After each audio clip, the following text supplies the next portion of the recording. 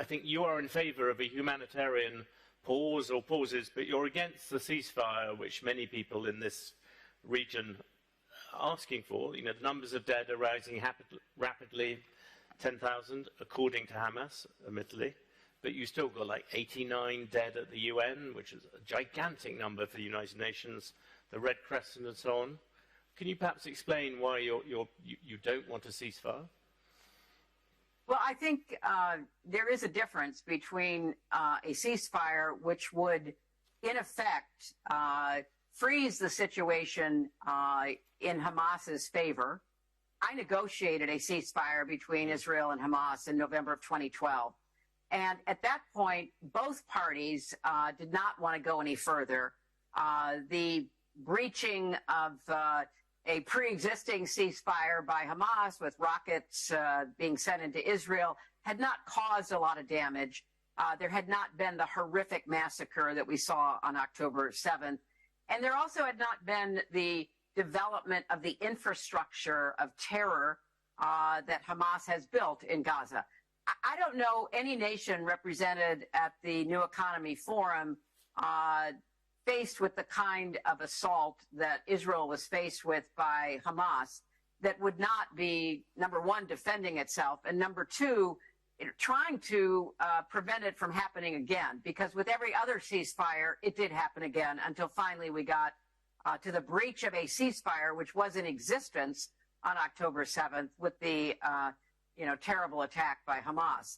So a ceasefire, if it were possible, which frankly I don't think is possible. I don't think, Israel is interested in a ceasefire at this point, but they are perhaps willing to have what we do call humanitarian pauses for the purpose of both getting aid in to try to assist the civilians in Gaza, but also getting the more than 240 hostages out.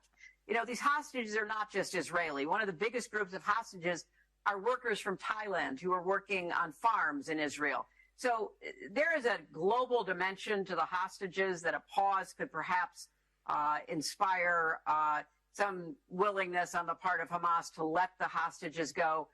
But a ceasefire that would freeze the situation at this point is not something that is going to, really undermine Hamas's capacity, especially with 200 miles of tunnels that they have constructed over the last decade, to launch yet another attack on Israel. And that would be intolerable. And I think it would be intolerable for, any nation represented at the forum. There seem to be kind of two big theories going on about this war. One is that this is the end of the peace process. The other, which you champion, the other is that this is, if nothing else, this will prompt finally some move towards a two-state solution. Which side of that do you fit on? Well, I actually try to fit on both. And I'll tell you, John, I think it's important to have some aspiration, some goal that we can look toward. Many of us, my husband particularly, worked very hard on trying to get a two-state solution. And it, frankly, in retrospect, is heartbreaking that Yasser Arafat walked away from the deal that Bill had brokered between Israel and the Palestinian Authority back in 2000. There could have been a Palestinian state on up to 97% of the land from the 1948 division that would have been in existence for 23 years now. So I think you have to create the environment in which there is a chance to revitalize the peace process and a potential for a two-state solution. Hamas is not interested in a two-state solution. They are dedicated to the destruction of Israel. That is in their charter. If you've been watching lots of different outlets over the last month, that is what the leaders of Hamas say. They want to destroy Israel.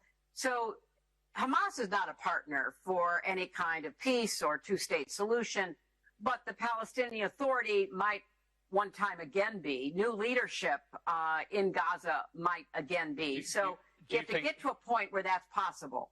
Very quickly, do you think that Benjamin Netanyahu is a partner for a two-state solution? I don't think there's any evidence of that. I think the Israeli people will have to decide about his leadership. I think there will be investigations about what led up to and what happened on October the 7th. But I think there needs to be new leadership of the Israelis and the Palestinians in order to have any chance at some kind of peace deal, especially a two-state solution.